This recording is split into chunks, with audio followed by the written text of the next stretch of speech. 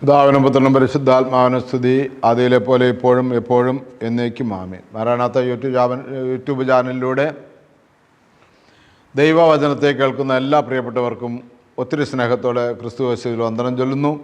എല്ലാവരെയും ഒരിക്കൽ കൂടെ ഈ കൂട്ടായ്മയിലേക്ക് സ്വാഗതം ചെയ്യുകയും ചെയ്യുന്നു. പ്രാർത്ഥന എന്ന വിഷയത്തിലൂടെയാണ് നമ്മൾ കടന്നുപോയിക്കൊണ്ടിരുന്നത്. ദാവീദിൻ്റെ പ്രാർത്ഥന, ശമൂവേലിൻ്റെ പ്രാർത്ഥന, മധ്യസ്ഥ പ്രാർത്ഥന, ഇതൊക്കെയാണ് നമ്മൾ ചിന്തിച്ചു പോകുന്നത്. പ്രിയമുള്ളവരെ, ഒരു വാക്ക് നമുക്ക് പ്രാർത്ഥിച്ച് ഇന്നത്തെ ദിവസവും പ്രാർത്ഥനയെക്കുറിച്ച് തന്നെ നമുക്ക് ധ്യാനിക്കാമെന്ന് വിചാരിക്കുന്നു. നിത്യനും വാഴ്ത്തപ്പെട്ടവനുമായ ഞങ്ങൾ സ്വർഗപിതാവേ, നല്ല സമയത്തിനായി നന്ദിയോടെ സ്തുതിക്കുന്നു, സ്തോത്രം ചെയ്യുന്നു.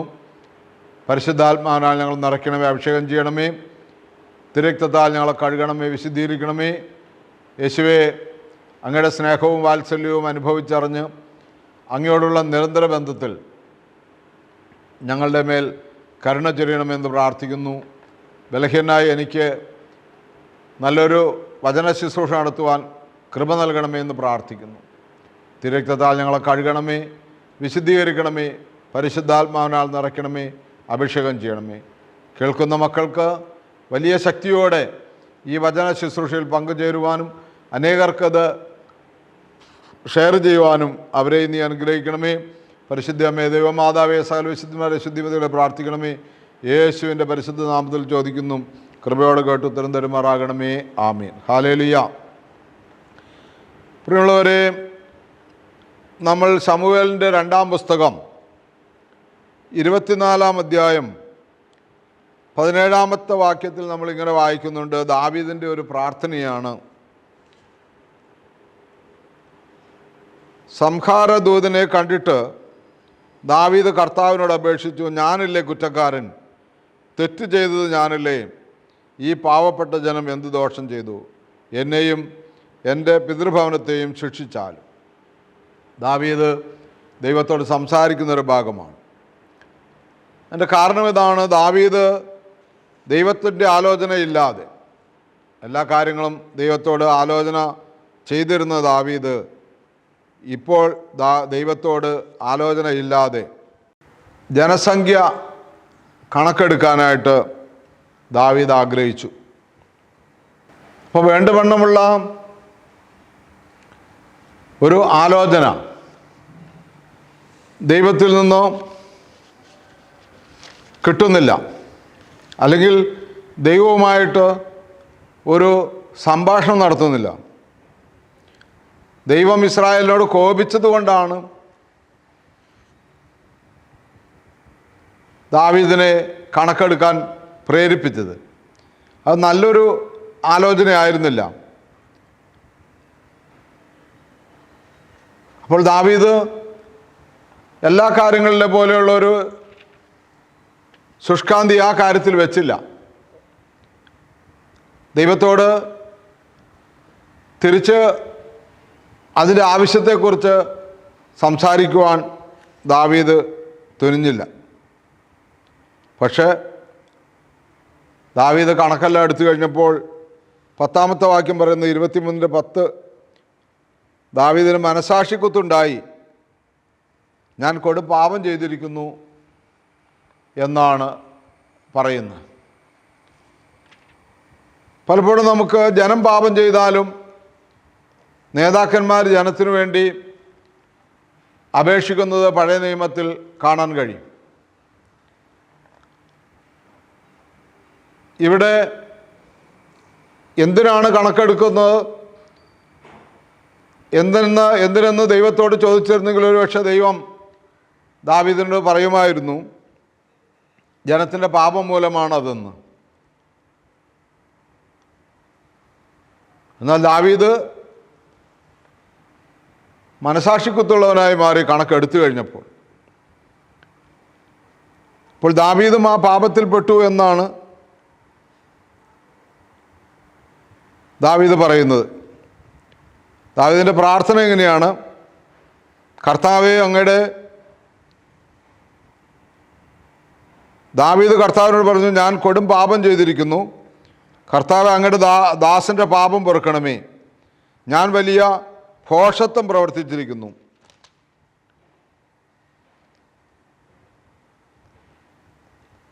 ഇതാണ് ദാവീദിൻ്റെ പശ്ചാത്താപം.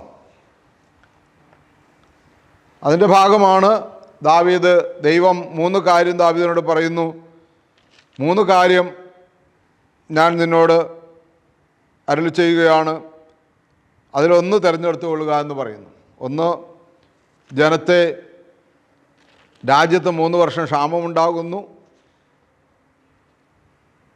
അല്ലെങ്കിൽ ശത്രുക്കളിൽ നിന്ന് 3 മാസം ഒളിയിൽ പാർക്കുകയോ നിൻ്റെ രാജ്യത്ത് 3 ദിവസം പകർച്ചവ്യാധി ഉണ്ടാവുകയോ ഏത് വേണമെന്ന് ചോദിക്കുന്നു. ഒന്നുകിൽ ദാവീദ് 3 മാസം ഒളിച്ച് താമസിക്കണം, അല്ലെങ്കിൽ രാജ്യത്ത് പകർച്ചവ്യാധി ഉണ്ടാവും. ഏതാണ് വേണ്ടതെന്ന് ചോദിക്കുകയാണ്. അപ്പോഴാണ് ദാവീദ് പറയുന്നത്, അവിടെ പകർച്ചവ്യാധിയാണ് ദൈവം അവിടെ അനുവദിച്ചത്. പക്ഷെ നമ്മളത് പിന്നീട് വായിക്കുമ്പോൾ ദൈവം ആ കാര്യത്തിൽ നിന്ന് അനുദപിക്കുന്നതായിട്ട് നമുക്ക് കാണാൻ കഴിയും. 70,000 പേര് മരിച്ചു. കർത്താവ് ആ തിന്മയെപ്പറ്റി അനുദപിച്ചു. സംഹാരദൂതനോട് അവിടുത്തെ കൽപ്പിച്ചു, മതി, കൈ പിൻവലിക്കുക. അപ്പം അത് വേണ്ട എന്ന് കർത്താവ് തന്നെ തീരുമാനിച്ചു. നിസ്സാര കാര്യങ്ങൾ കൊണ്ട് അവിടെ അവസാനിക്കുകയാണ്. പക്ഷെ ദാവീദിൻ്റെ പ്രത്യേകതയാണ്, ദാവീദ് ദൈവത്തോട് പറയുകയാണ്, ഞാനല്ലേ കുറ്റക്കാരൻ, തെറ്റ് ചെയ്തത് ഞാനല്ലേ, ഈ പാവപ്പെട്ട ജനം എന്ത് ദോഷം ചെയ്തു, എന്നെയും എൻ്റെ പിതൃഭവനത്തെയും ശിക്ഷിച്ചാലും എന്ന് ദാവീദ് പറയുകയാണ്. ഇതൊക്കെ ദാവീദിൻ്റെ അല്ലെങ്കിൽ നേതാക്കന്മാരുടെ ദൈവവുമായിട്ടുള്ള സംഭാഷണവും ഇടപെടലൊക്കെയാണ്. നമ്മുടെ ജീവിതത്തിലും നമുക്കിതൊക്കെ ദൈവവുമായിട്ടുള്ള ബന്ധത്തിൽ നമുക്ക് കഷ്ടങ്ങളോ നഷ്ടങ്ങളോ ഒക്കെ ഉണ്ടാകുമ്പോൾ, അല്ലെങ്കിൽ നമ്മളെ പ്രതി മറ്റൊരാൾ ശിക്ഷിക്കപ്പെടുമ്പോൾ, അത് എന്നിൽ തന്നെ ആക്കിക്കൂടെ എന്നുള്ള ചോദ്യങ്ങൾ പലരും എൻ്റെ അടുത്തൊക്കെ പറഞ്ഞ് ഞാൻ കേട്ടിട്ടുണ്ട്. ഏറ്റവും അടുത്ത് വേണ്ടപ്പെട്ടവർക്കൊക്കെ രോഗം വരുമ്പോൾ, പ്രത്യേകിച്ച് ചെറുപ്പക്കാർക്ക് ഒക്കെ രോഗങ്ങൾ, മരണാസന്നമായ അവസ്ഥയൊക്കെ വരുമ്പോൾ, എൻ്റെ പ്രാണനെ ചോദിച്ചു കൊള്ളുക, അവർക്ക് ജീവൻ കൊടുക്കുക എന്നൊക്കെ പറഞ്ഞിട്ടുണ്ടോ എന്ന് ഇങ്ങനെ പറഞ്ഞു കേട്ടിട്ടുണ്ട്. ചില പ്രാർത്ഥന ജീവിതത്തിലുള്ളവരുടെ പ്രാർത്ഥന ദൈവം കേട്ട് സൗഖ്യം കൊടുത്തിട്ടുണ്ട്. ചിലരുടെ പ്രാണൻ ദൈവം എടുത്ത് മറ്റൊരാളെ രക്ഷിച്ചിട്ടുമുണ്ട്. അപ്പം ഇതൊക്കെ ദൈവവുമായിട്ടുള്ള ബന്ധത്തിൽ ഏറ്റവും അടുത്തു പോകുന്ന ഒരു ജീവിതമാണ്. അടുത്തു പോകുന്നൊരു ജീവിതം. എല്ലാ കാര്യങ്ങളും ദൈവം നമ്മളോട് തുറന്ന് സംസാരിക്കുന്ന ഒരു ജീവിതം. ഹല്ലേലൂയ, ദൈവമേ നന്ദി. അതുകൊണ്ട് പ്രിയമുള്ളവരെ, നമ്മൾ രാജാക്കന്മാരുടെ 1-ാം പുസ്തകം 3-ാം അധ്യായത്തിൻ്റെ 15-ാമത്തെ വാക്യത്തിൽ ശലോമോൻ്റെ പ്രാർത്ഥന നമുക്ക് കാണാനായിട്ട് കഴിയും. രാജാക്കന്മാരുടെ 1-ാമത്തെ പുസ്തകം 3-ാം അധ്യായത്തിൻ്റെ 15-ാമത്തെ വാക്യം. ശലോമോൻ എന്താണ് നിനക്ക് വേണ്ടതെന്ന് ദൈവം ചോദിക്കുമ്പോൾ അവൻ പറയുന്ന മറുപടിയാണ് 15-ാമത്തെ വാക്യം. രാജാക്കന്മാരുടെ 1-ാം പുസ്തകം 3-ന്റെ 5-ാമത്തെ വാക്യം. അവിടെ വച്ച് കർത്താവ് രാത്രി സോളമന് സ്വപ്നത്തിൽ പ്രത്യക്ഷനായി. ദൈവം അവനോട് അരുളി ചെയ്തു, നിനക്ക് എന്ത് വേണമെന്ന് പറഞ്ഞുകൊള്ളുക. അവൻ പറഞ്ഞു, എൻ്റെ പിതാവും അങ്ങയുടെ ദാസനുമായ ദാവീദ് വിശ്വസ്തയോടും നീതിബോധത്തോടും പരമാർത്ഥ ഹൃദയത്തോടും കൂടി അവിടുത്തെ മുൻപിൽ വ്യാപരിച്ചു.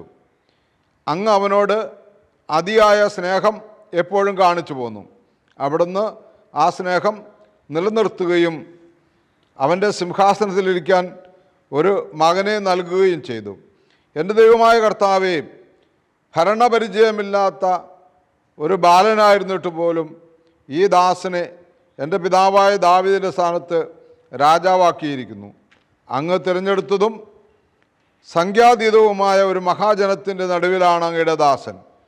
ഈ മഹാജനത്തെ ഭരിക്കാൻ ആർക്ക് കഴിയും? ആകയാൽ നന്മയും തിന്മയും വിവേചിച്ചറിഞ്ഞ് അങ്ങയുടെ ജനത്തെ ഭരിക്കാൻ പോരുന്ന വിവേകം ഈ ദാസന് നൽകിയാലും. അതുകൊണ്ട് വിവേകം ചോദിക്കുകയാണ് പ്രിയമുള്ളവരെ ശലോമോൻ.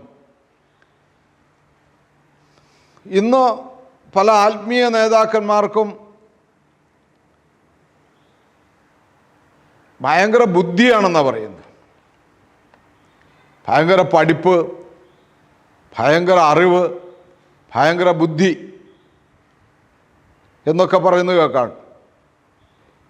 അച്ഛന്മാർക്ക്, നേതൃത്വത്തിലിരിക്കുന്നവർക്കൊക്കെ ഭയങ്കര ബുദ്ധിയാണെന്ന് പറയും. പക്ഷേ ഓരോ സ്ഥലത്തും അവരുടെ ഭരണം കഴിയുമ്പോൾ, അല്ലെങ്കിൽ അവരുടെ ഇടപെടലുകളിൽ ഗ്രൂപ്പിസവും ബഹളവും കാര്യങ്ങളൊക്കെ ഉണ്ടാകുമ്പോൾ പൊതുവെ പറയുന്നത് ബുദ്ധിയും കഴിവൊക്കെ ഉണ്ട്, പക്ഷേ വിവേകമില്ല. ആരോട് എങ്ങനെ പെരുമാറണം, എവിടെ എങ്ങനെ പെരുമാറണം, എല്ലാവരെയും എങ്ങനെ കൂട്ടിച്ചേർത്ത് കൊണ്ടുപോകണം എന്നുള്ള വിവേകമില്ല എന്ന് പറയുന്നു. പ്രിയമുള്ളവരെ, അറിവ് കൊണ്ട് നേടുന്നതല്ല, ബുദ്ധി കൊണ്ട് നേടുന്നതല്ല ദൈവവുമായിട്ടുള്ള ഇടപെടൽ. ദൈവവുമായിട്ടുള്ള ഇടപെടൽ ആത്മാവിൽ ഉള്ള യോജിപ്പാണ്. ആത്മാവിലുള്ള യോജിപ്പിൽ നമുക്ക് ലഭിക്കുന്നത് വിവേകമാണ്. ആത്മാവിലുള്ള യോജിപ്പ് വരുന്നത് ഇപ്പോൾ ശലോമോനെ പോലെ എളിമ സംസാരിച്ചത് വഴിയാണ്. ദാവീദിനെ പോലെ ഭരിച്ചിരുന്ന ഒരു സ്ഥലത്ത്, ദാവീദിനെ പോലെ ഒരാൾ കൈകാര്യം ചെയ്യുന്ന ഒരു സിംഹാസനം ഞാൻ കൈകാര്യം ചെയ്യാൻ ഈ അടിയൻ എന്തുള്ളൂ എന്നുള്ള എളിമയാണ് സത്യത്തിൽ ഈ ശലോമോൻ ദൈവത്തോട് പങ്കുവെക്കുന്നത്. നിനക്ക് എന്താവശ്യമുള്ളതും ചോദിച്ചു കൊള്ളുക എന്നാണ് പറഞ്ഞ്. അപ്പോൾ ജനത്തെ ഭരിക്കാൻ വേണ്ട വിവേകം നൽകണമേ എന്നാണ്. അപ്പോൾ ദൈവം പറഞ്ഞ സോളമൻ്റെ അപേക്ഷ കർത്താവിന് പ്രീതികരമായി. അവിടുന്ന് അവനോട് അരുളി ചെയ്തു, നീ ദീർഘായുസ്സോ സമ്പത്തോ ശത്രു സംഹാരമോ ആവശ്യപ്പെടാതെ നീതി നിർവഹണത്തിനു വേണ്ട വിവേകം മാത്രമാണ് ആവശ്യപ്പെട്ടത്. ശ്രദ്ധിച്ചു കേട്ടോളണം പ്രിയമുള്ളവരെ, നീതി നിർവഹണത്തിനു വേണ്ട വിവേകമാണ് നീ ആവശ്യപ്പെട്ടത്. നിന്റെ അപേക്ഷ ഞാൻ സ്വീകരിച്ചിരിക്കുന്നു. ജനത്തെ നയിക്കുവാനുള്ള വിവേകമല്ല, നീതി നിർവഹിക്കുവാൻ, ജനത്തിൻ്റെ ഇടയിൽ നീതി നിർവഹിക്കുവാനുള്ള വിവേകം. അതാ അധ്യായത്തിൽ തന്നെ ദൈവം അവന് കൊടുത്തതായിട്ട് നമ്മൾ അതിൻ്റെ അവസാന ഭാഗം വായിക്കുന്നുണ്ട്. 2 ദുർനടപ്പുകാരായ സ്ത്രീകൾ ഒരു കുഞ്ഞിന് വേണ്ടി തർക്കവുമായിട്ട് വരുന്നത്. നിങ്ങളത് വായിച്ച് മനസ്സിലാക്കുക.